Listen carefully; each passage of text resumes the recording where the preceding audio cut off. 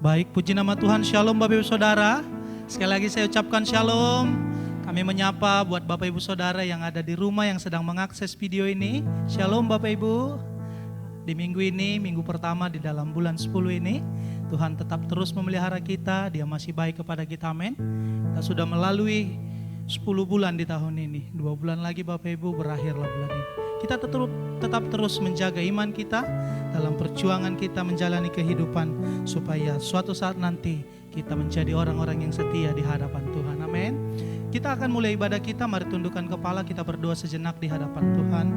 Bapa, kami bersyukur buat pagi hari ini Tuhan, di mana kami masih Engkau lawat, Engkau perbolehkan untuk beribadah kepadamu. Itu semua karena anugerah Tuhan, kebaikan Tuhan melimpah atas kami. Umat-umat Tuhan yang siap beribadah dalam hari ini, Engkau jamah Tuhan, Engkau hadir dalam penyembahan kami hari ini. Engkau jamah kami Tuhan, sehingga nama Tuhan dipermuliakan dan kami pun diberkati oleh Tuhan. Ini ibadah kami Tuhan, kami serahkan ke dalam tangan pengasihan Tuhan, mulai dari awal, pertengahan hingga akhirnya. Tuhan yang memberkati. Dalam nama anak-Mu Yesus Kristus Tuhan dan Juru Selamat kami berdoa. Amin. Kita angkat pujian kita. Telah kulihat bukti kasih-Mu, Kau menderita gantikanku. Dengan darah-Mu Kau selamatkanku. Kini ku hidup menyenangkan.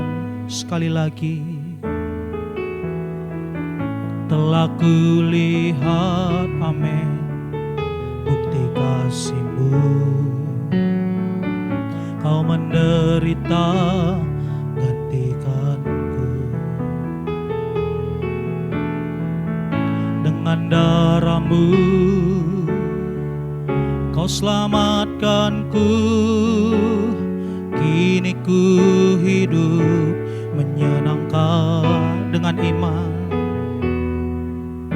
terlalu besar kasih-Mu Bapa, pengorbanan yang Kau berikan bagiku. Terlalu mahal darah-Mu Yesus, tercurah untuk menebus hidup. Terlalu besar kasih-Mu Bapa, pengorbanan yang Kau berikan bagiku.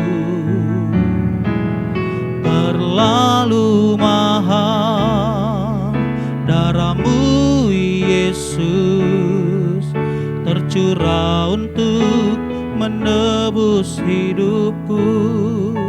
Ini pengakuan kami Tuhan, bahwa darah Tuhan terlalu mahal untuk menebus hidup kami. Mari umat-umat Tuhan, saya undang untuk bangkit berdiri bersama. Kita ikrarkan iman kita melalui pujian ini. Angkat kembali, katakan, telah kulihat, amin, bukti kasih-Mu. Kau menderita gantikan. Ini seruan setiap umat-Mu.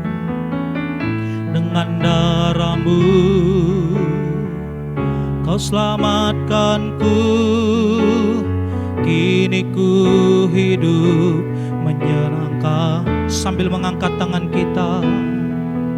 Terlalu besar kasih-Mu Bapa, pengorbanan yang Kau berikan bagiku.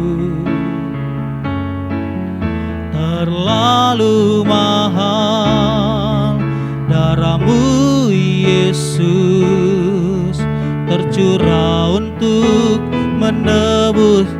Dengan iman, terlalu besar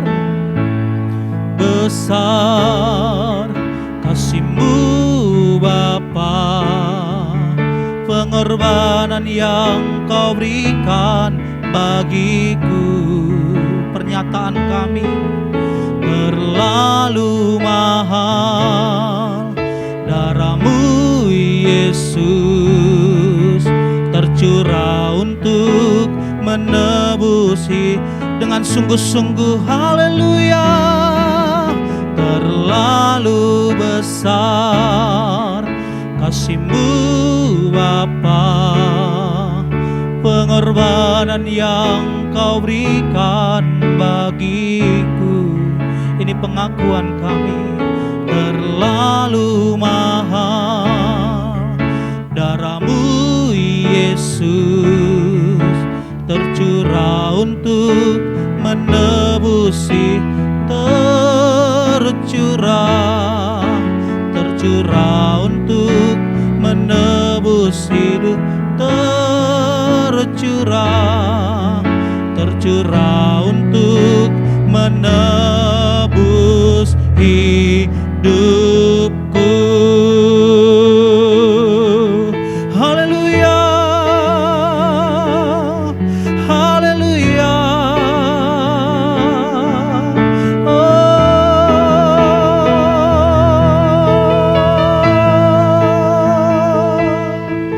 Darah-Mu tercurah,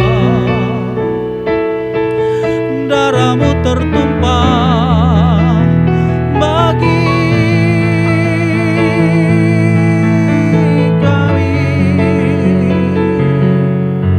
Darah-Mu yang suci dan mahal Engkau curahkan bagi kami.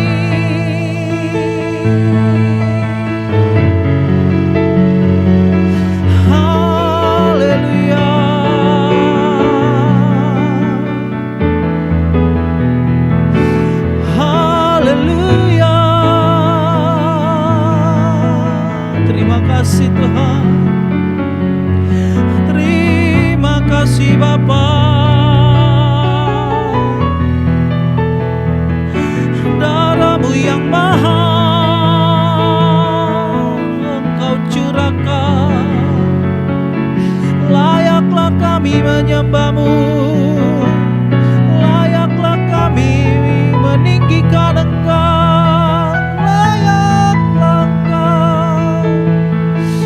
Tinggikan atas setiap hidup kami.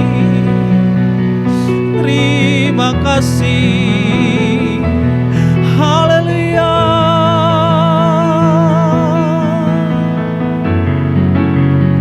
Darah-Mu yang kudus menyucikan kami ya Tuhan. Kami sembah Engkau, kami sembah,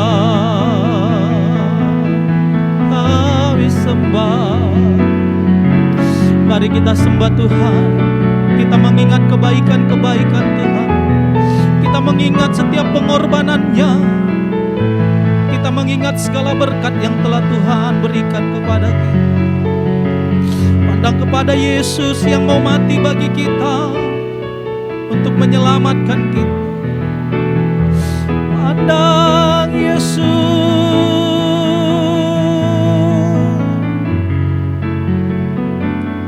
mari kita sembah Allah kita. Kita sembah Dia, kita tinggikan nama-Nya, kita muliakanlah Dia. Dia adalah Allah, Bapa yang kekal, Allah yang perkasa, Tuhan yang ajaib, Raja damai,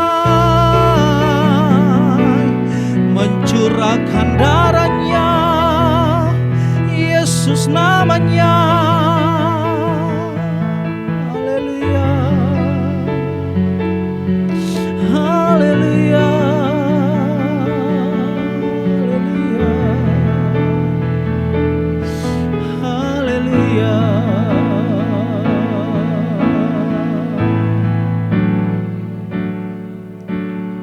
Darah-Mu Yesus sucikan daku.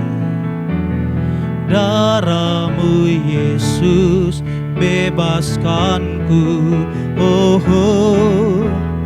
Darah-Mu mengubahkan kami.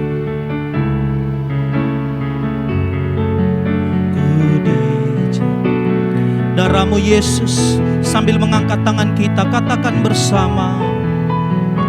Darah-Mu Yesus, sucikan daku. Darah-Mu Yesus, bebaskanku. Oh, oh. Darah-Mu Yesus, ubahkan daku dijadikan. Sekali lagi lebih sungguh. Darah-Mu Yesus, oh, darah-Mu Yesus, sucikan daku. Darah-Mu Yesus, bebaskanku. Oh, oh. Darah-Mu Yesus, ubahkan daku. Mari jemaat sendiri angkat pujian ini. Darah-Mu Yesus.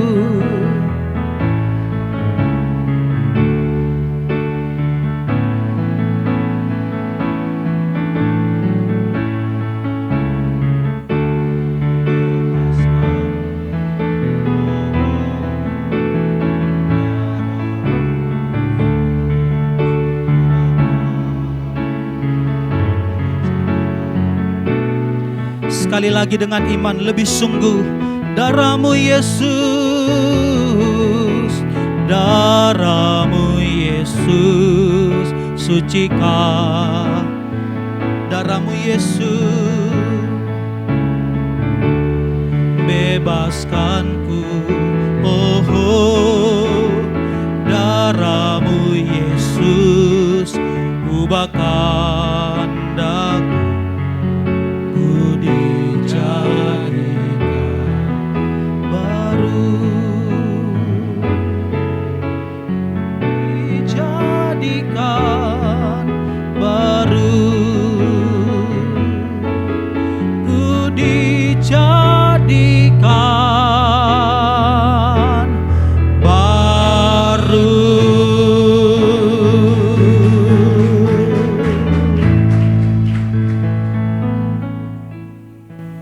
Bersyukur di dalam Kristus kami dijadikan baru.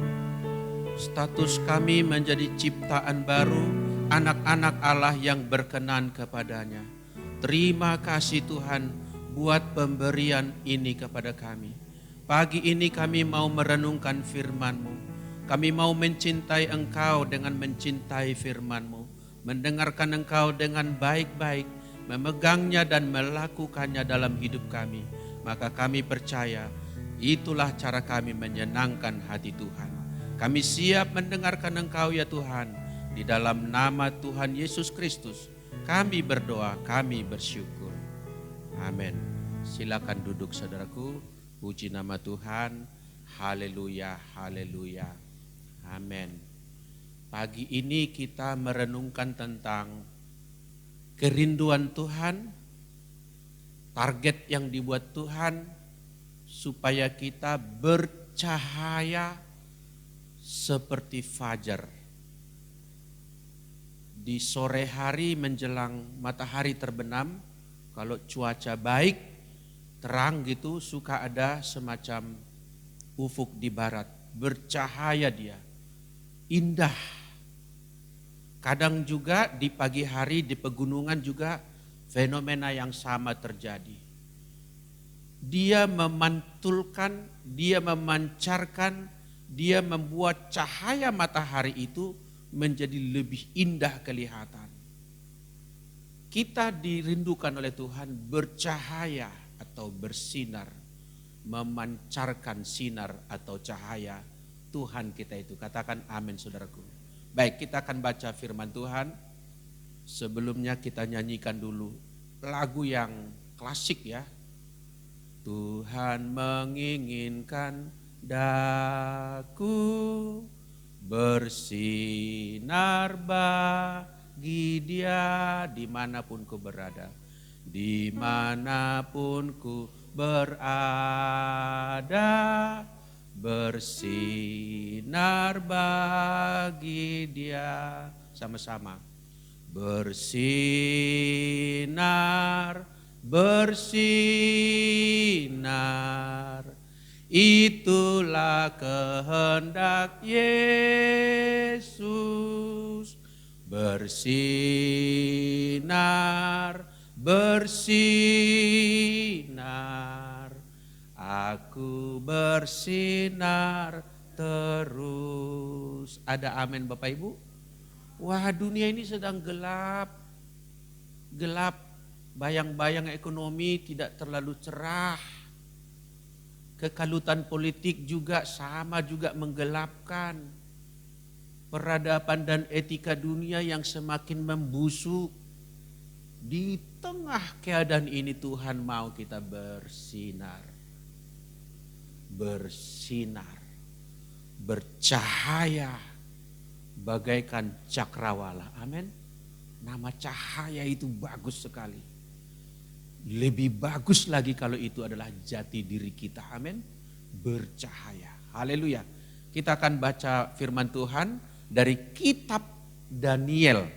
Nah, sebelum kita baca di pasal 12, kitab Daniel bisa dibagi 3 bagian Bapak Ibu. Belajar sedikit kita Alkitab. Bagian pertama, kitab Daniel itu pasal 1 sampai ayat pasal 6 itu tentang ada 4 orang Yahudi, yaitu Daniel, Sadrak, Mesak, Abednego, 4 orang yang tertawan di negara Babel, di pembuangan, mengalami kesukaran, mengalami intimidasi, mengalami posisi sebagai minoritas. Boleh dikatakan mereka tidak mengalami kebebasan dalam arti yang sebenarnya, namun mereka tetap memperagakan kehidupan sebagai orang Yahudi.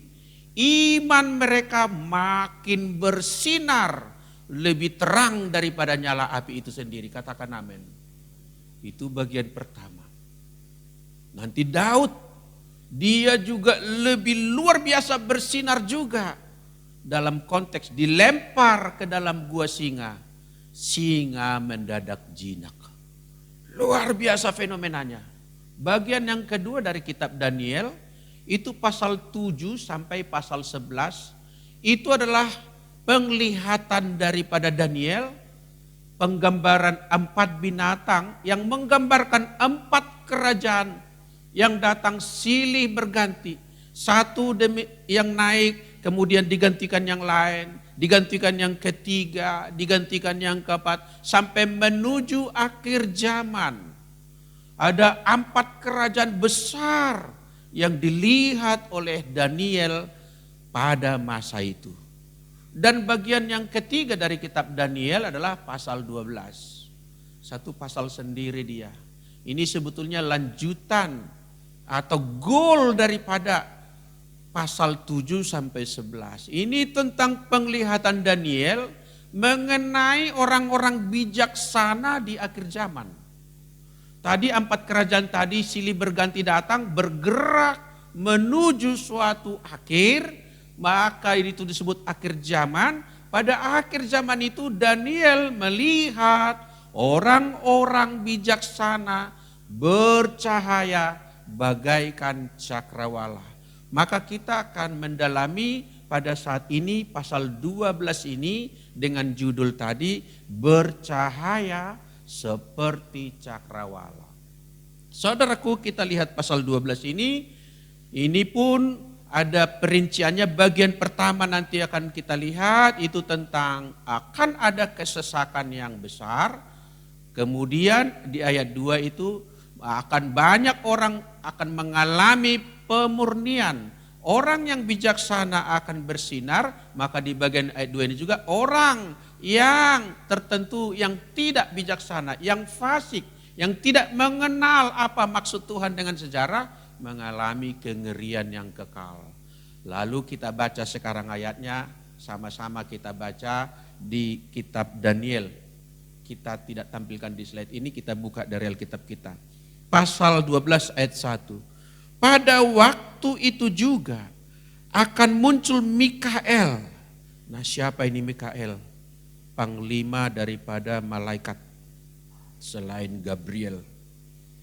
Pemimpin besar itu yang akan mendampingi anak-anak bangsamu, dan akan ada suatu waktu kesesakan yang besar. Apakah itu corona atau akan ada lagi lebih besar dari corona? Kita sedang berada pada zaman ini. Seperti yang belum pernah terjadi sejak ada bangsa-bangsa sampai pada waktu itu. Tetapi pada waktu itu bangsamu akan terluput.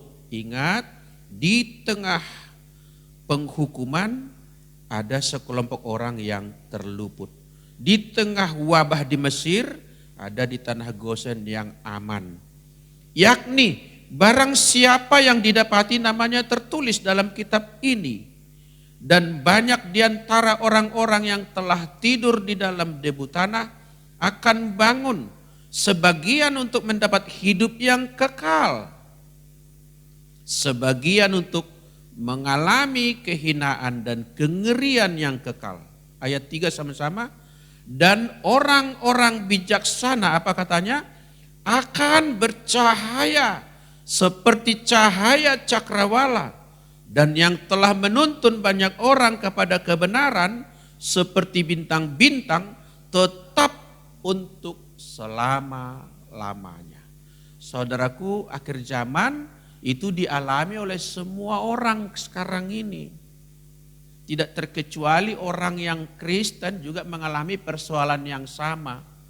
Tidak terkecuali orang yang bijaksana juga akan menempuh kehidupan yang ada disebut dengan kesesakan, kesusahan.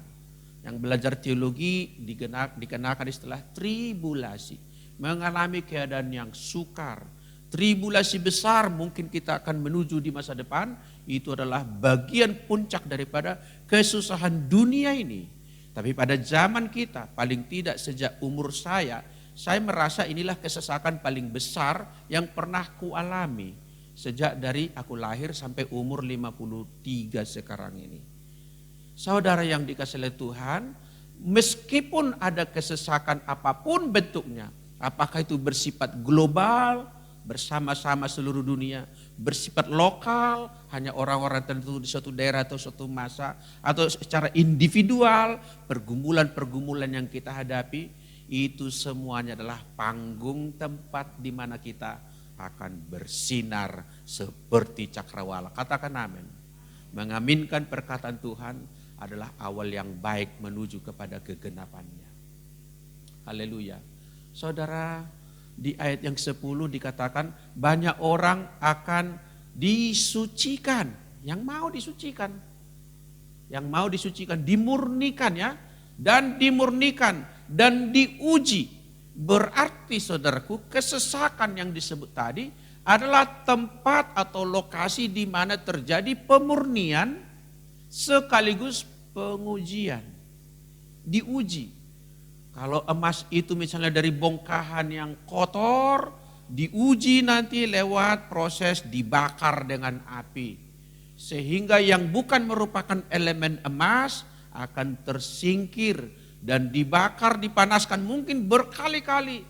7 kali atau mungkin lebih daripada itu. Maka muncullah emas yang murni. Demikianlah kehidupan kita. Dimurnikan, diuji. Di tengah-tengah kesesakan. Memang ada orang bijak berkata begini, ada 2 poin untuk mengenal siapa jati diri kita yang sebenarnya. Pertama, kesusahan, yang kedua, kesenangan. Dua-duanya memang adalah tempat kita diuji. Ada orang lulus ketika susah, tetapi tidak lulus ketika senang. Ada orang lulus ketika senang, tapi tidak lulus ketika susah. Hari ini, konteks ini bercahaya lelah di tengah-tengah kesesakan. Saudaraku, orang bijaksana memancarkan terang Tuhan di tengah kesesakan yang ada. Ini dia. Kenapa disebut dia bijaksana? Sama-sama menghadapi situasi. Sama-sama menjalani kehidupan. Nah, orang-orang yang bijaksana itu bersinar, menjadi pusat perhatian. Kenapa? Ada berbeda dia. Menarik. Seperti tadi dikatakan di ufuk barat atau di ufuk timur itu. Cahaya itu memukau, mengundang perhatian. Sampai-sampai orang sengaja untuk melihatnya di puncak gunung, pergi retreat ke sana. Hanya untuk melihat itu. Menarik sekali. Demikian juga kehidupan orang bijaksana itu akan diperhatikan oleh dunia. Bagaimana mereka menjalani kehidupannya berbeda dari kebanyakan orang. Saudaraku, sedangkan orang fasik dia redup. Di tengah kesesakan itu dia mungkin dalam kesusahan dia mungkin mengkompromikan prinsip-prinsip kesucian hidup. Melunturkan prinsip-prinsip suci. Ada orang saudaraku atas nama kesusahan, atas nama kemiskinan seolah-olah berhak berbuat kecurangan. Nah ini dia menjadi orang fasik. Saya heran juga, konon katanya kalau betul, semoga tidak betul. Dana COVID-19 pun ada juga yang memanipulasinya. Di tengah-tengah kesusahan masih ada orang yang menjalani kehidupan begitu rupa tidak ada gentarnya. Fasik tanpa disadari kefasikan di tengah kesusahan. Sebetulnya sedang dilihat oleh Tuhan, inilah pemurnian dan dia terdapat sampah. Inilah pengujian dan dia tidak lulus uji. Maka itu bagaikan kesusahan itu adalah tempat seluncur yang licin bagi dia untuk menuju kengerian yang kekal yang dilihat oleh Daniel tadi. Sekali lagi itu penglihatan pada waktu itu kepada Daniel. Realisasinya adalah pada zaman-zaman berikutnya terjadi banyak orang. Mungkin juga di zaman yang sekarang menggenapi apa yang telah penglihatan itu diberikan kepada Daniel. Visi atau vision yang telah ditonton oleh Daniel ribuan tahun yang silam. Saudaraku, di tengah kesesakan ada orang begitu rupa menghalalkan segala cara. Kita memang gereja kan terus berdoa bagi bangsa negara kita. Kita sih tidak mencampuri secara praktis dunia politik.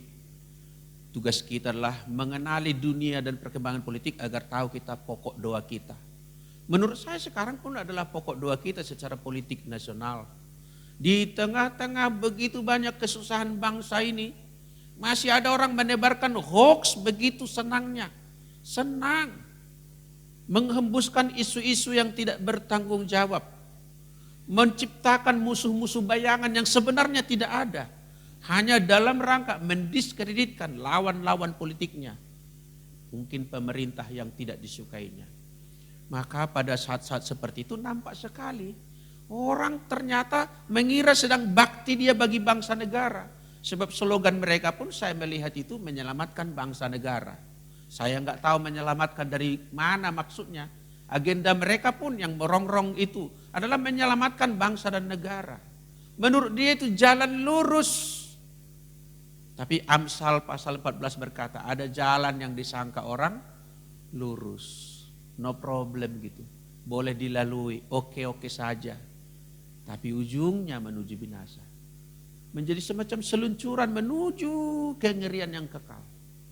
Jadi ketika kita menghadapi kesusahan-kesusahan kita sendiri maupun bersama, mari kita terus menjaga kesucian hidup kita. Amin saudaraku. Menjaga kesucian. Jangan longgar. Jangan longgar. Jam doanya pun sebetulnya malah harus ditingkatkan. Kesucian itu harus semakin diperagakan. Orang lain mungkin berpusat pada dirinya sendiri, kita malah mempedulikan sesama kita. Dengan cara itu kita bercahaya seperti cakrawala. Sekarang kita masuki lebih dalam. Seperti apakah kehidupan orang-orang yang disebut bijaksana tadi, yang dilihat oleh Daniel tadi. Orang-orang bijaksana di masa kesesakan katanya akan bercahaya seperti cahayanya cakrawala. Seperti apakah mereka? Yang pertama adalah orang yang bijaksana itu adalah menjaga kesalehan sekalipun di tengah kesesakan. Sama-sama kita katakan menjaga kesalehan hidup. Wah, walau susah, walau kepepet, walau terdesak. Saya menemukan Daniel ini memang dan kawan-kawan adalah orang yang hebat. Kenapa? Di Daniel pasal 1 ayat 8 dikatakan Daniel dan kawan-kawannya itu yang 4 orang berketetapan hati untuk tidak menajiskan dirinya, tidak menajiskan bibirnya dengan makanan yang diberikan oleh istana yang tidak sesuai dengan konsep halalnya orang Yahudi. Saudaraku, dia bersedia untuk tidak menikmati kesenangan, mengecap rasa yang enak demi menjaga kesalehan hidupnya. Jadi orang yang bijaksana itu seperti Daniel sampai diberikan rohnya luar biasa katanya. Sebab kepada Daniel diberikan roh yang luar biasa. Spirit of excellence. Kenapa? Allah meletakkan itu kepada Daniel karena dia adalah orang yang memegang prinsip hidup. Menjaga kesucian apapun harganya, apapun situasinya. Saudaraku, kalau boleh dibilang beberapa orang yang menjalani kehidupan mencopet misalnya di perempatan jalan, kalau ditanya, ya hanya ini yang bisa kulakukan, aku harus makan, aku harus membiayai keluargaku, maka aku mencopet katanya. Dia tidak mempunyai prinsip hidup, prinsip halal, longgar begitu rupa. Tetapi Daniel sekalipun berhadapan dengan risiko seperti di bagian awal tadi saya katakan. Diancam akan dibuang atau dilempar ke gua singa, dia tidak bergeser sedikit pun. Tidak bergeser dengan prinsip hidup.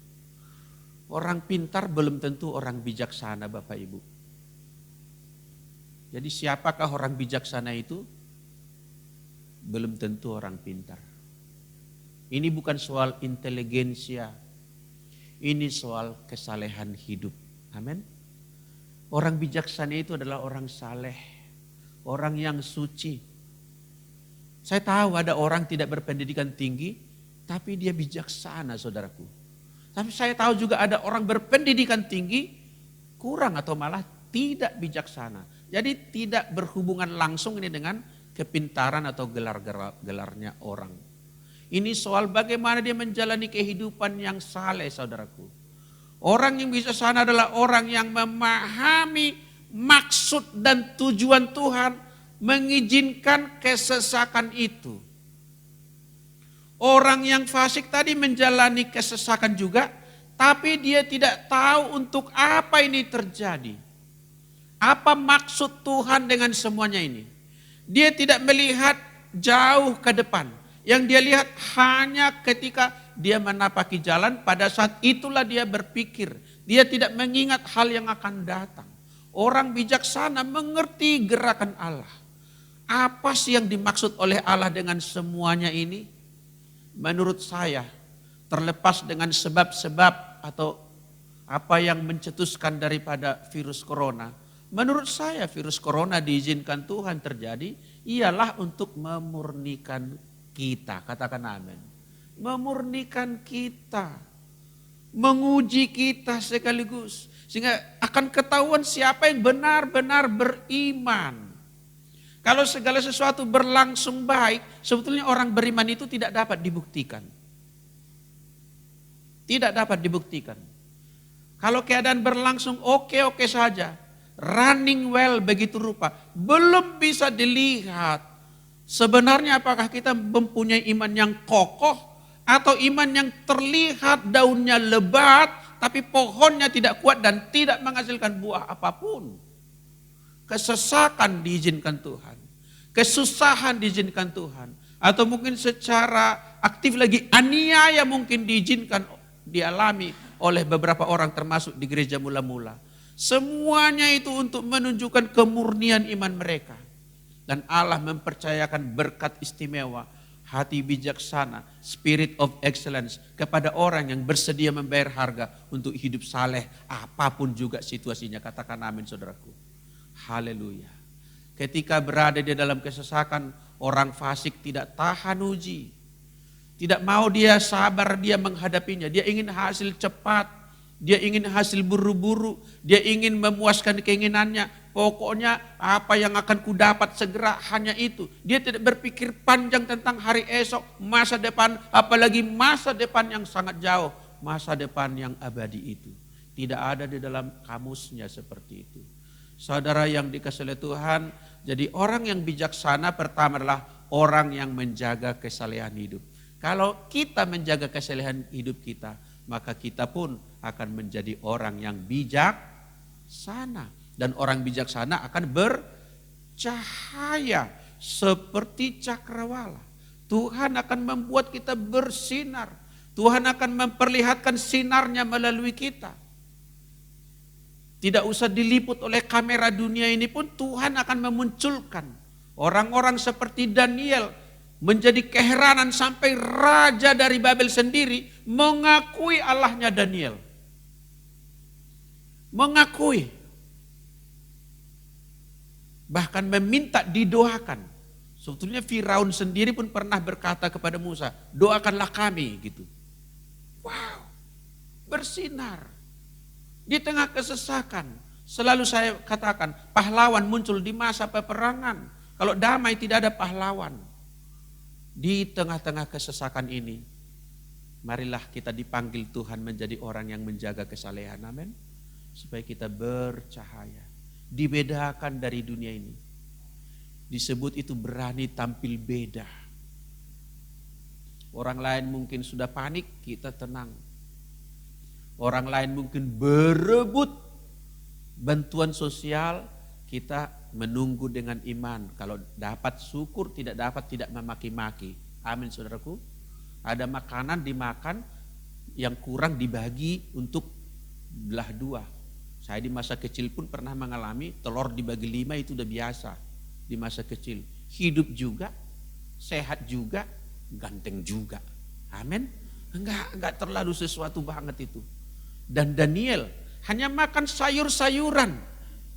Setelah 10 hari diuji kesehatan mereka, mereka lebih sehat. Mereka lebih gemuk, mereka lebih segar, mereka perawakannya lebih bersinar.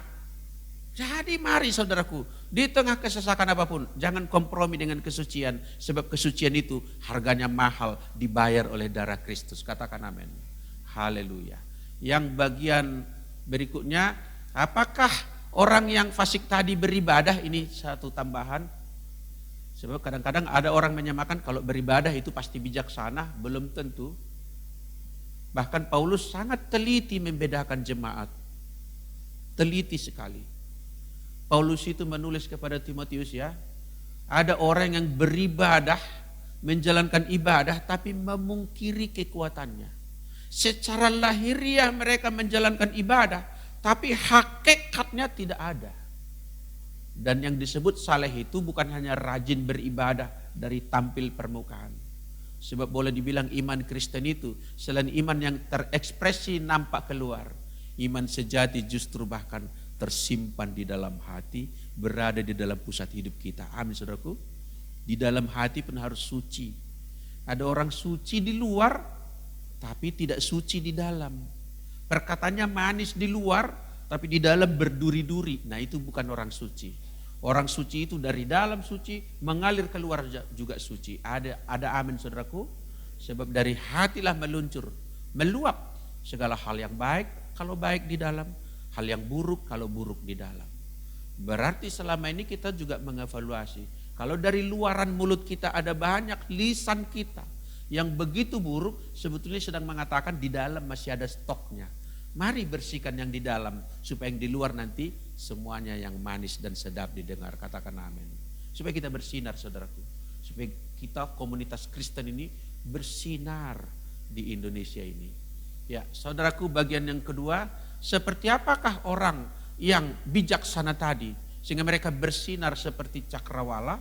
Ialah mereka mempertahankan imannya dalam keadaan apapun. Tadi memang menjaga kesalehan hidup, ini mempertahankan iman. Mempertahankan berarti ada serangan dari luar. Ada intimidasi dari luar. Ada aniaya dari luar. Apapun juga aniaya itu, apapun juga kesukaran itu, mempertahankan iman. Seperti Sadrak, Mesak dan Abednego ketika diancam, kalau kamu tidak menyembah patung yang didirikan oleh raja, kamu akan dilemparkan ke dapur api. Maka Sadrak, Mesak, dan Abednego, saya tidak tahu siapa juru bicara mereka bertiga, berkata, dengar ya Tuanku Raja, jika Allah yang kami sembah akan melepaskan kami, dia sanggup melepaskan kami. Tetapi kalau dia tidak melepaskan kami juga, dengarkanlah Tuhan, kami tidak akan menyembah patung yang Tuanku dirikan. Wow, keren. Keren. Mempertahankan iman. Sekalipun ada serangan apapun, ada kesulitan dari luar apapun. Tidak ada yang lebih berharga berarti selain menjaga iman. Dan memang Lukas mencatat, ketika Kristus nanti datang kedua kali, dia akan berkata, adakah iman di bumi? Dia tidak mencari ritual-ritual, yang dia cari adakah orang beriman.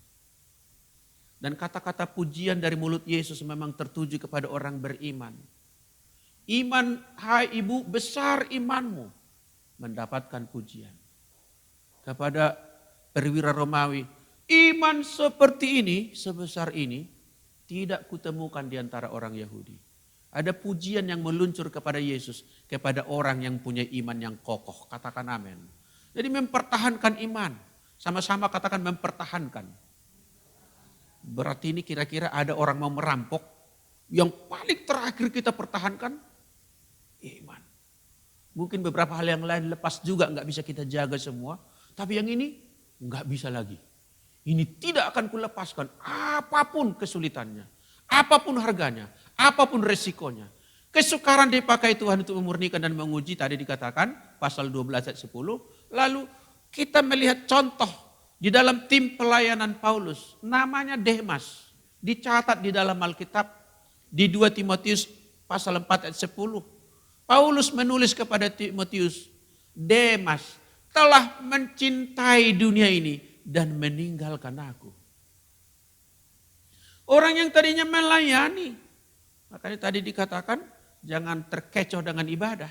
Ada orang menjalankan ibadahnya dari luar lahiriahnya, tapi memungkiri kekuatannya. Bahkan ini bukan hanya beribadah, si Demas tim pelayanan. Orang dekatnya Paulus yang bersama-sama berjalan ke sana dan kemari. Mengalami peristiwa hal-hal yang menyenangkan maupun yang menyesakkan. Tapi kali ini pada batas tertentu, Demas tidak tahan lagi. Dia berbalik mencintai dunia ini. Dia tidak tahan uji. Dia tidak mempertahankan imannya. Lalu meninggalkan pelayanan. Demas. Beda dengan si Daniel tadi, Sadrak, Mesak, dan Abednego. Tidak menawar apapun. Iman itu dipertahankan dengan whatever the price, harga mati. Hampir sama dengan pejuang kita dulu. Merdeka atau mati, hanya itu pilihan. Merdeka atau mati. Artinya kalau tidak merdeka, mati pun jadi. Lebih baik mati. Daripada dijajah terus.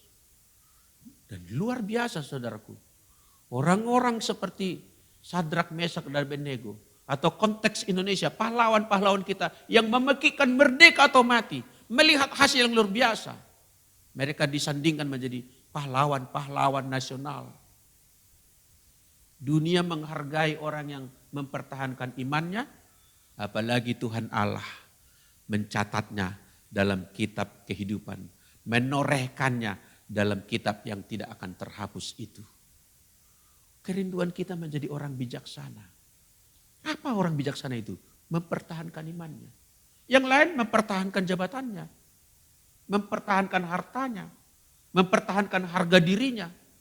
Tapi orang bijaksana mempertahankan imannya. Apapun harganya.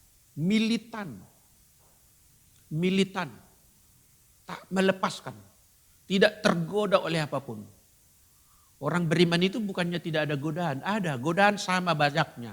Tapi digoda, tapi tidak tergoda. Amin saudaraku. Tidak tergelincir dia. Haleluya. Sadrak, Mesak, dan Abednego mempertahankan iman. Sekalipun dilempar ke dapur api. Daniel sekalipun dilemparkan ke gua singa. Saya garis bawahi kata sekalipun. Berkali-kali merupakan penekanan di khotbah saya, kata sekalipun, atau walaupun, atau meskipun, iman jenis sekalipun adalah iman yang dicari oleh Tuhan.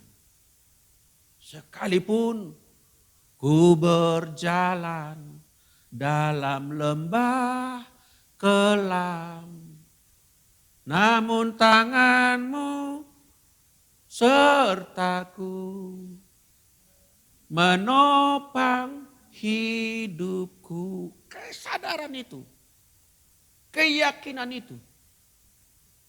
Kesulitan boleh ada, tapi aku akan tetap berjalan dengan Tuhan. Bahkan Sadrak tadi kita garis bawahi, sekalipun keputusan Tuhan akhirnya tidak meluputkan kami dari dapur api itu, biar kami dilempar ke situ, kami tidak akan menyangkali dia. Orang-orang hebat itu seperti itu. Kadang-kadang dianggap gila memang oleh orang dunia ini. Aneh kali dia, kan kau masih memijak bumi ini gitu. Biar kita memijak bumi, tapi jati diri kita warga sorga, katakan amin. Tidak akan goyah. Mungkin dianggap kuno, mungkin dianggap ketinggalan zaman, mungkin dianggap terlalu fanatik. Bapak itu terlalu, ibu itu terlalu. Alah, gereja kalian terlalu saleh. Enggak apa, kata orang, biarkan situ. Pokoknya kita akan terus dalam gerbong mempertahankan iman, apapun harga yang harus kita tebus, katakan amin. Kita tidak akan mundur. Kita tidak akan menjual iman hanya karena kesulitan ekonomi. Di beberapa tempat kita dengar ya, hanya dikasih seekor sapi udah berubah. Hanya dibangunkan rumahnya, dari tadi gubuk dikasih beton udah berubah. Hanya diangkat pangkatnya dari eselon ini ke eselon itu udah berubah. Ada lagi karena pemuda yang ganteng. Ada lagi karena cewek yang cantik. Begitu mudahnya menjual imannya, menukarkan sesuatu yang abadi dengan sesuatu yang fana. Itu orang fasik. Tanpa tahu dia, itulah jalan licin menuju kengerian yang kekal, kata kitab Daniel tadi. Yang ketiga Bapak Ibu, seperti apakah orang yang bijaksana, yang bersinar bagaikan cakrawala tadi, ialah orang yang mempunyai prinsip hidup. Jangan korbankan masa depan demi masa sekarang. Kalimat ini sederhana mungkin, tapi coba kita kunyah, kita cerna, pelan-pelan kita simak. Ada begitu banyak orang mengorbankan masa depan untuk kesenangan hari ini. Mengorbankan hari esok untuk enjoy sekarang ini.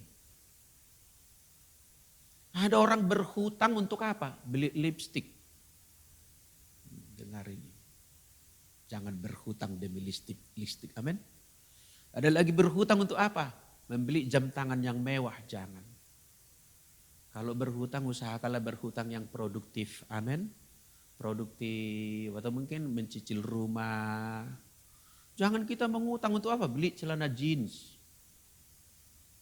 Beli aksesoris.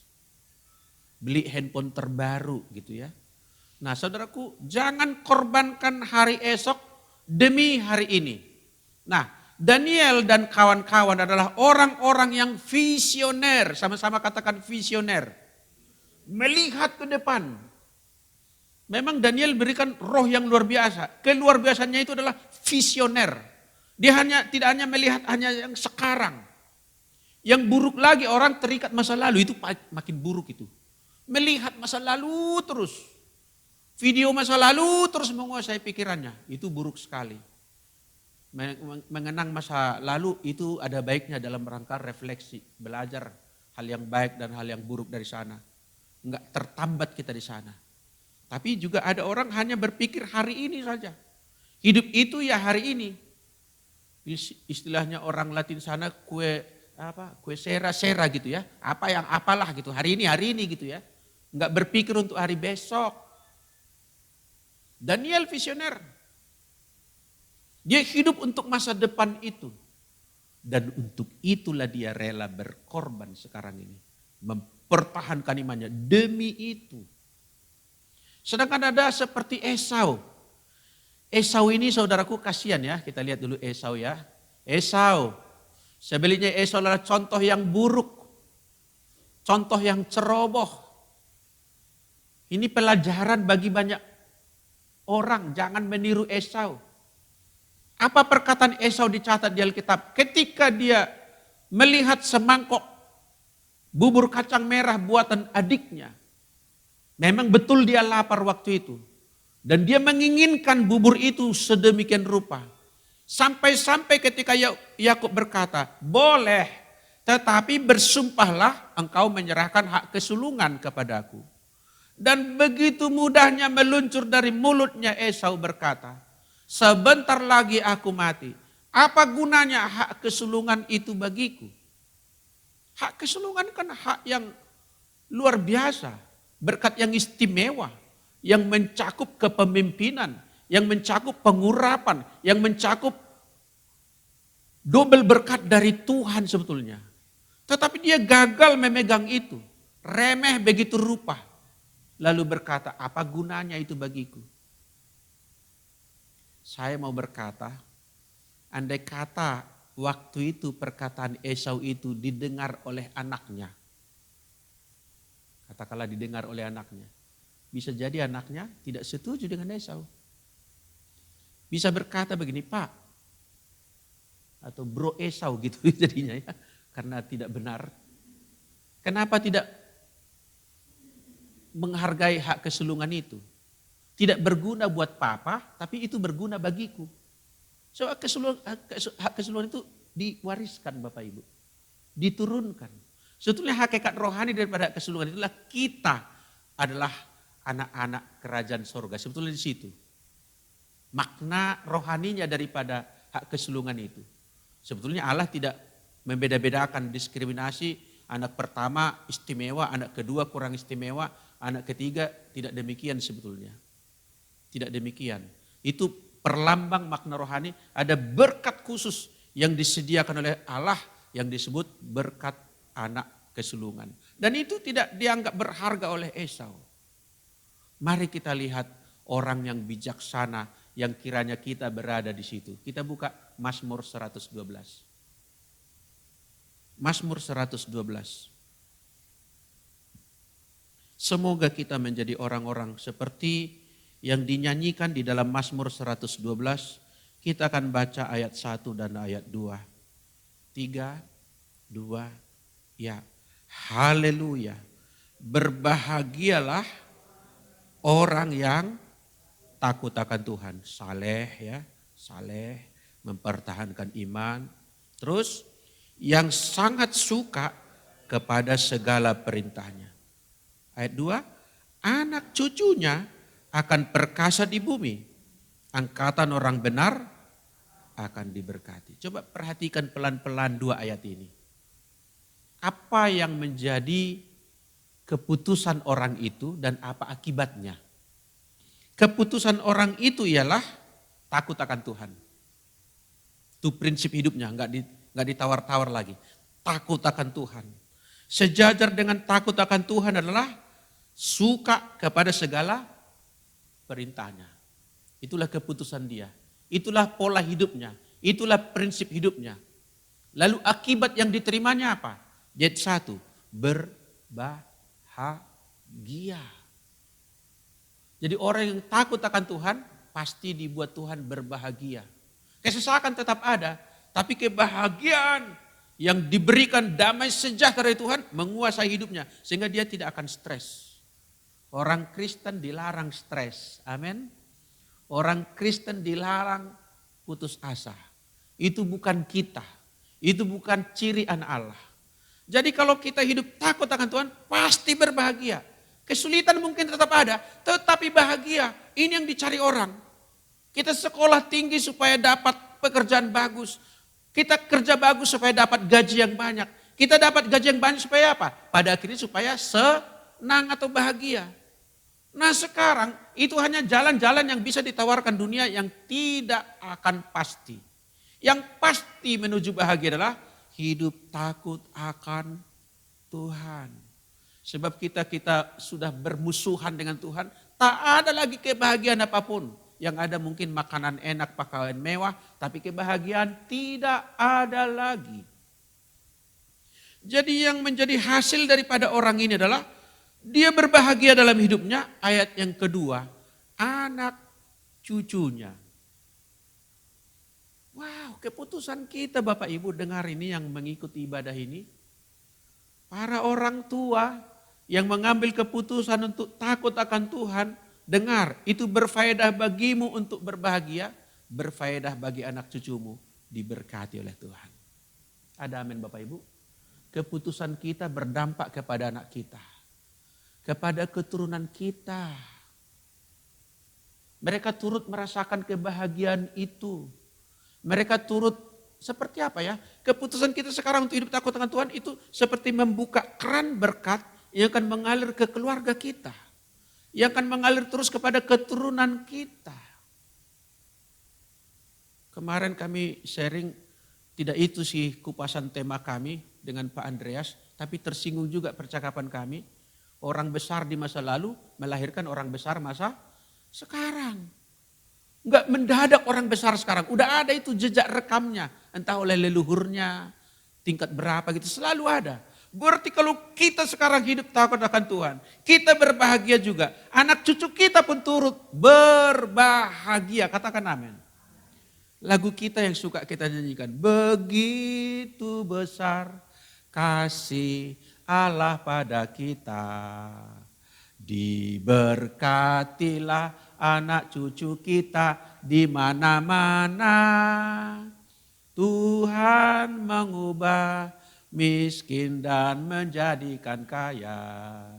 Dia meninggikan dan meninggikan juga. Amin Bapak Ibu. Tentu kerinduan setiap orang tua adalah anak-anaknya berbahagia. Kita sekolahkan di tempat yang bagus, itu ya bagus. Kita buat mereka sehat, makanan bergizi, ya bagus. Tapi kalau kita melakukan kecemaran di hadapan Tuhan, kekejian di mata Allah, sekalipun yang bagus-bagus tadi ini sudah dianulir oleh kehidupan kita yang tidak takut akan Tuhan. Saya dulu suka kepada satu iklan sosial di televisi, seorang anak yang mengatakan, jangan ya aku makan dari hasil korupsi. Jangan uang sekolahku dibayar dari hasil korupsi. Ada dulu iklan itu berapa tahun yang silam itu. Saya suka itu. Sebab dia tahu itu akibatnya buruk bagi dirinya. Jadi dengar para pahlawan Bapak dan Ibu. Engkau menjadi pahlawan ketika hidupmu dijalani dengan benar. Bercahaya seperti cakrawala itu bukan teori. Akan dapat disaksikan, dapat diusut oleh zaman ini. Orang juga mencari siapa, kalau kita mau jadi pejabat itu dicari itu ke belakang. Siapa leluhurnya? Siapa leluhurnya? Jadi saudaraku dapat dibuktikan kok. Bahwa di dunia ini orang-orang beriman itu bercahaya. Keputusan kita untuk hidup benar mendatangkan faedah bagi diri kita secara langsung dan keturunan kita. Ini keputusan yang besar. Di tengah kesesakan ini Tuhan akan mencatat orang-orang yang akan diangkatnya menjadi bijaksana. Biarlah itu nama kita ada di sana. Nama Bapak, nama Ibu, nama saya, nama kita semuanya. Katakan amin Bapak Ibu. Bercahaya di Indonesia, berbeda dari orang Indonesia pada umumnya. Dari mana bedanya? Dia jalani kehidupan dengan suci. Berbeda dari warga kota Medan yang lain. Di mana bedanya? Dia mempertahankan imannya apapun harganya. Apapun resikonya. Berbeda dari orang-orang dekatnya, sekutu-sekutunya. Di mana perbedaannya? Yaitu dia tidak mengorbankan hari esok demi hari ini. Bahkan dia rela berkorban hari ini demi sesuatu yang indah di masa depan. Maka leluhur kita meninggalkan warisan yang baik dalam perumpamaan dalam bahasa Indonesia. Bersakit-sakit dahulu, bersenang-senang kemudian. Berenang-renang, berakit-rakit dahulu, berenang-renang, berakit-rakit dahulu, berakit-rakit dahulu, berenang kemudian. Bersakit-sakit dahulu, bersenang-senang kemudian. Itu baik, memang bukan firman Tuhan itu. Itu Amsal Indonesia. Itu Amsal Indonesia. Enggak apa-apa kita menderita di dunia ini. Demi bahagia dengan visi yang kita lihat di depan. Amin. Kita menuju ke sana Mata kita tertuju ke sana, jangan tertuju kepada corona. Jangan tertuju kepada persoalan. Persoalan itu hanya menjadi pentas bagi kita. Di mana kita bercahaya seperti cakrawala. Menjadi pusat perhatian. Cakrawala kadang-kadang menjadi latar belakang orang berfoto, berselfie. Bahkan sekalipun dia sudah pulang ke rumah, sudah malam, pandangan tadi tentang pandangan cakrawala tadi sore masih membekas dalam pikirannya menjelang tidurnya. Wah, ada di memori saudaraku. Menjadi suatu pujian bagi nama Tuhan. Dan ketika kita bercahaya, sebetulnya kita telah menjadi saksi Kristus. Amin. Ketika kita menjadi saksi Kristus, kita telah menjadi tangan Tuhan menjangkau jiwa di luar sana. Terpujilah nama Tuhan, semoga jemaat kita dan semua kita yang mengikuti ibadah ini dibuat Tuhan menjadi orang-orang yang bercahaya. Amin. Kita akan memasuki perjamuan kudus. Saya undang hambanya Bapak Pendeta Andreas untuk di meja perjamuan. Sebelum kita menerima pembagian roti dan anggur, Bapak Ibu saya mau sharingkan sedikit. Perjamuan kudus sebetulnya adalah life sharing, berbagi hidup. Adalah sebuah bagi hidup dari Kristus, life sharing dari Kristus kepada kita semuanya. Di dalam perjamuan kudus ada makna solidaritas. Kristus solider kepada kita. Karena kasihnya, dia menderita dan rela mati bagi kita. Maka kita memasuki perjamuan kudus bukan sekedar makan dan roti yang sedikit ini, makan roti dan minum anggur yang sedikit ini, tapi kita sedang mengecap, menikmati solidaritas Kristus bagi kita. Bela rasa Kristus kepada kita, bahkan pengorbanannya menjadi darah yang mahal tercurah di kayu salib untuk keselamatan kita. Mari kita berdoa sebelum menerima perjamuan kudus. Terima kasih Tuhan, kami bersyukur buat firman-Mu. Jadikan kami bercahaya seperti cakrawala.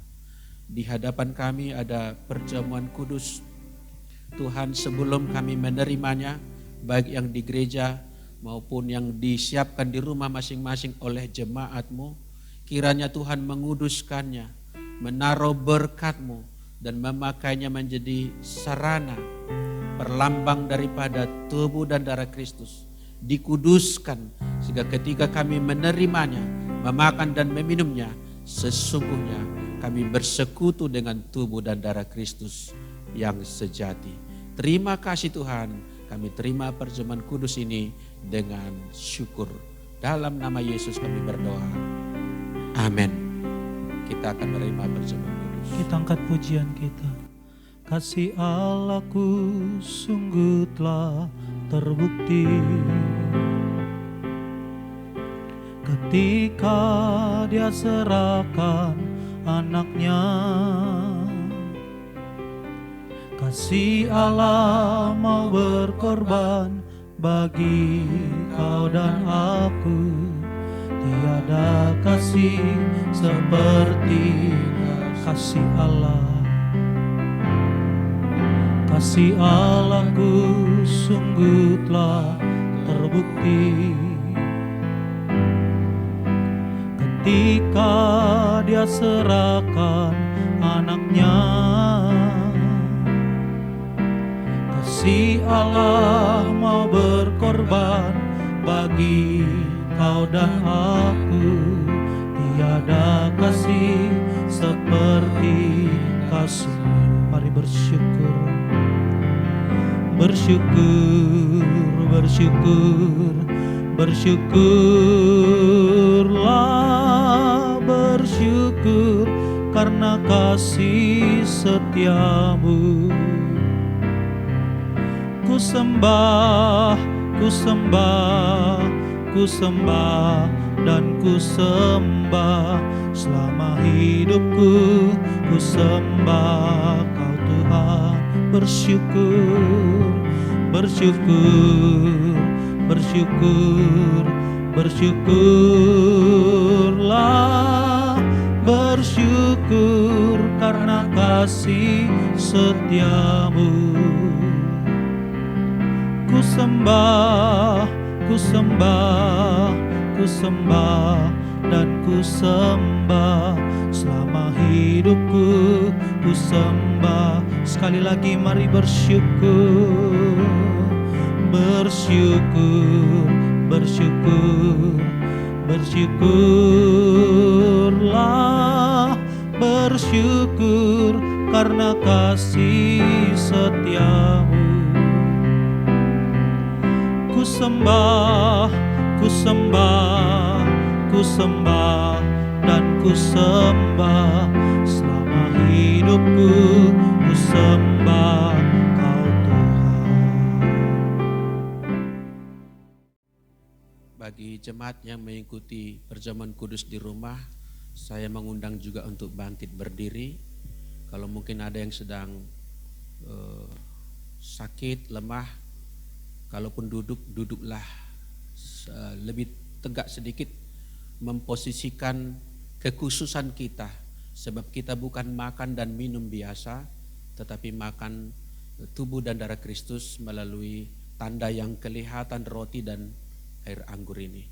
Sebetulnya persekutuan kita adalah dengan Kristus itu sendiri. Persatuan, kata persekutuan itu persatuan, menyatu. Dalam bahasa Jawa manunggaling. Ada manunggaling kaulo Gusti, bersatu dengan Allah, menyatu dengan Allah. Dan hakikat itu ada di dalam perjamuan kudus, sakramen perjamuan kudus. Haleluya, firman Tuhan berkata, karena itu hendaklah tiap-tiap orang menguji dirinya sendiri. Dan sesudah itu ia makan roti dan minum dari cawan. Jadi sebelum kita makan dan minum perjamuan kudus, kita menguji diri. Kita renungkan sejenak kehidupan kita di hadapan Tuhan.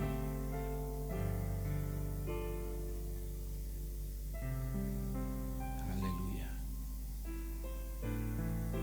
Haleluya. Kami bersyukur Tuhan buat kemurahan hati-Mu menerima kami. Menguduskan kami dengan bayaran yang mahal. Darah Kristus yang berharga telah tercurah di kayu salib. Bukan karena salahnya dan dosanya, tapi karena salah kami dan dosa kami. Sesungguhnya hukuman kamilah yang dipikulnya, penderitaan kamilah yang ditanggungnya, penyakit kamilah yang juga ditanggungnya di kayu salib. Terima kasih Tuhan, layakkan kami menerima tubuh dan darah Kristus ini. Kita angkat roti di tangan kanan kita dan dengarkanlah firman Allah di dalam 1 Korintus pasal 11. Sebab apa yang telah kuteruskan kepadamu telah aku terima dari Tuhan, yaitu bahwa Tuhan Yesus pada malam waktu ia diserahkan mengambil roti, dan sesudah itu ia mengucap syukur atasnya. Ia memecah-mecahkannya dan berkata, inilah tubuhku yang diserahkan bagi kamu. Perbuatlah ini menjadi peringatan akan aku. Saudaraku, ini diterima oleh Paulus. Ajaran ini secara langsung dari Tuhan Yesus. Karena dia memang tidak turut dalam perjamuan terakhir sebelum malam di Getsemani itu. Maka entah kapan sesudah peristiwa perjalanan ke Damsik, maka Kristus sendiri mengajarkan kepada Paulus bahwa perjamuan kudus ini adalah peringatan akan dia yang berkorban di Golgota. Maka perjamuan kudus ini tidak berdiri sendiri. Ini tersambung kepada peristiwa salib. Maka disebut menjadi peringatan. Kita mengaktifkan memori kita, mengingat dan menghadirkan peristiwa itu dalam iman kita saat ini. Sehingga perjamuan kudus ini menyerap kuasa daripada pengorbanan Kristus, menyelamatkan kita, bahkan menyembuhkan kita, dan memberikan kita kemuliaan yang dimiliki oleh Kristus. Apakah saudara seperjamuan ini percaya bahwa Yesus adalah benar-benar Tuhan, telah menderita di kayu salib sampai mati, dan telah bangkit pada hari ketiga dari kematian, bangkit secara jasmani atau ragawi, dan telah naik ke sorga untuk menyediakan tempat bagi kita. Dialah Tuhan dan Juru Selamat kita yang percaya makan dengan iman. Inilah roti yang turun dari sorga, inilah tubuh Yesus Kristus.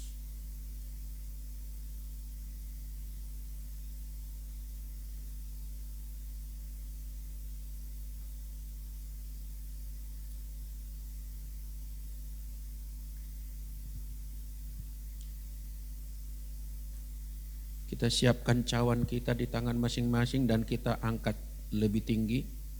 Dan dengarkanlah firman Tuhan yang menguduskannya. Demikian juga ia mengambil cawan sesudah makan, lalu berkata, cawan ini adalah perjanjian baru yang dimeteraikan oleh darahku.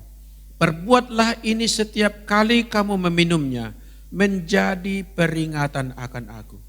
Kita akan meminum darah Kristus melalui lambang air anggur ini yang telah dikuduskan ini.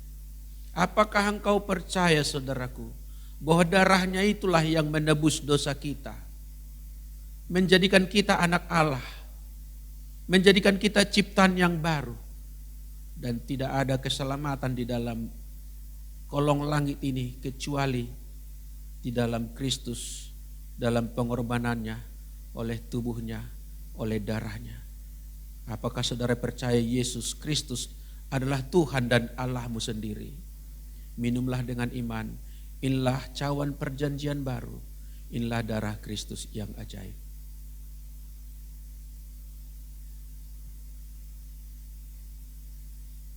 Kita momen bersyukur. Kita gunakan momentum sejenak untuk mengungkapkan hati kita yang bersyukur kepada Tuhan telah mati dan bangkit bagi kita. Terima kasih Tuhan, Engkau sungguh-sungguh Raja sejati, real King.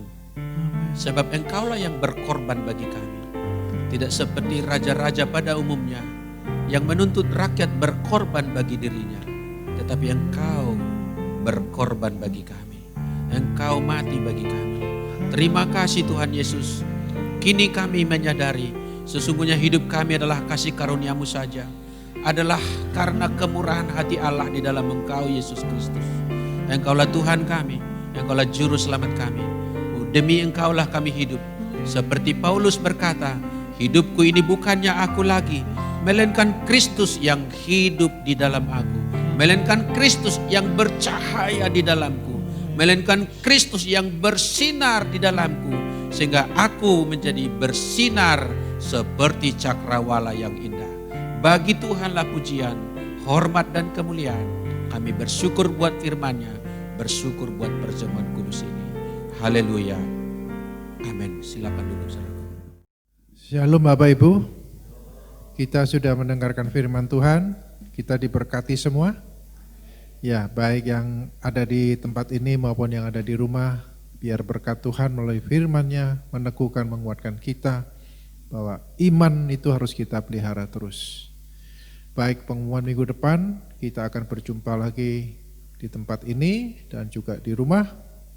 Dan minggu depan kita akan dilayani oleh Pendeta Cu Ayau, biar kita semua mempersiapkan diri. Sebentar kita akan memberikan persembahan, kita undang hamba-Nya yang melayani dan kita akan berdoa untuk itu.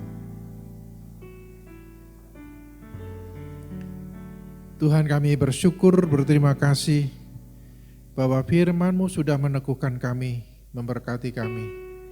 Biar melalui firman-Mu kami dikuatkan, diteguhkan terus. Terima kasih ya Tuhan. Terima kasih untuk anugerah di mana sepanjang waktu kami telah melewati, kami dilindungi daripada virus-virus corona. Kami dilindungi daripada berbagai penyakit. Di tengah kondisi ekonomi yang semakin susah, Indonesia masuk di resesi. Tapi kami percaya Tuhan, bahwa Tuhan semua mengizinkan kami untuk kami juga masuk di dalam resesi ini. Tapi kami percaya kekuatan yang dari Tuhan, perlindungan dari Tuhan. pada setiap kami yang percaya kepada Engkau tidak pernah berubah. Engkau akan menyertai, melindungi kami semua, dan Engkau memberikan kami kekuatan. Tuhan, terima kasih. Kami juga menyerahkan Tuhan bangsa dan negara kami dalam tangan-Mu. Tuhan, sertai bangsa kami, lindungi bangsa kami Tuhan. Di tengah virus-virus corona ini Tuhan, Tuhan lindungi kami semua. Biarlah Tuhan virus ini boleh berhenti pada saat yang Tuhan sudah tentukan. Tapi untuk itu biarlah Tuhan tetap mengajarkan kami setia dalam menjaga protokol kesehatan, memakai masker, menjaga jarak, mencuci tangan, dan membawa sanitizer dimanapun kami berada. Tuhan, terima kasih. Dan kami juga terus mengurangi perjumpaan-perjumpaan di tengah kerumunan-kerumunan orang banyak, agar kami dihindarkan semua daripada virus-virus corona. Kami berdoa Tuhan untuk anak-anak-Mu yang sakit, untuk hamba-Mu Pak Aleng, Tuhan juga Engkau sembuhkan. Hamba juga berdoa Tuhan untuk Pak Ayu, Tuhan juga tetap memberikan kesembuhan yang sempurna. Kami juga berdoa terus untuk hamba-Mu Ibu Ana, biar kesembuhannya juga semakin sempurna. Tuhan, Kau juga bersertai anak-anak-Mu dimanapun mereka yang berada yang sedang kesusahan, mengalami sakit penyakit. Tuhan, sembuhkan mereka semua. Terima kasih Tuhan. Demikian juga dengan usaha-usaha kami, pekerjaan-pekerjaan kami yang belum kembali sempurna. Tuhan yang sempurnakan. Tuhan yang buka jalan. Berikan jalan yang indah Tuhan, sehingga kami boleh di dalam dunia ini terus memuji, memuliakan Engkau saja. Terima kasih Tuhan Yesus. Terus juga berdoa untuk pemimpin bangsa kami, bangsa Indonesia, yaitu Presiden Jokowi dan wakilnya dan seluruh jajaran kabinetnya, dan pemimpin di provinsi, di kota maupun di desa.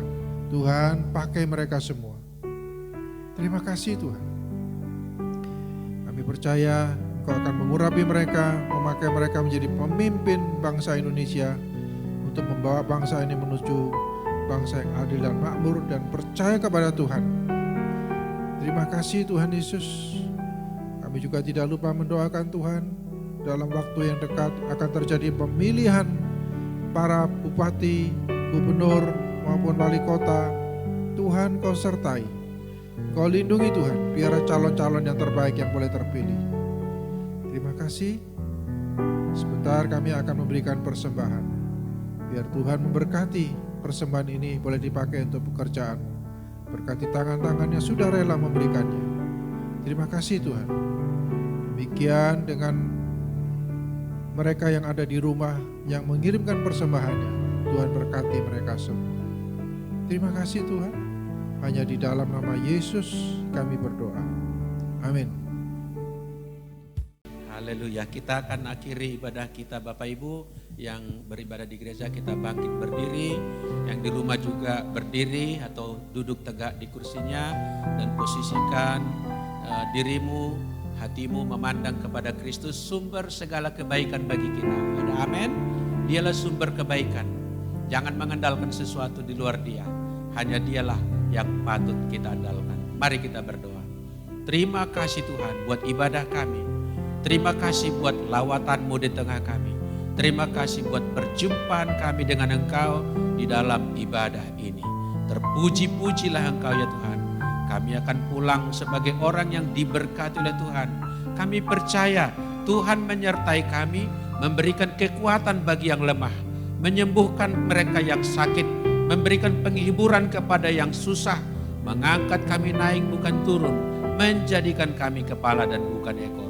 Sehingga kami sungguh-sungguh menjadi orang-orang bijaksana yang bercahaya seperti cakrawala. Bapak Ibu, terimalah berkat Tuhan, angkat dan tadahkanlah kedua tanganmu, dan pulanglah dengan membawa sertamu rahmat Tuhan yang besar, pencipta langit dan bumi, dan damai sejahteranya di dalam Yesus Kristus, Tuhan dan Juru Selamat kita satu-satunya, dan penyertaan daripada Allah Roh Kudus beserta kita mulai saat ini sampai esok, bahkan sampai selama-lamanya.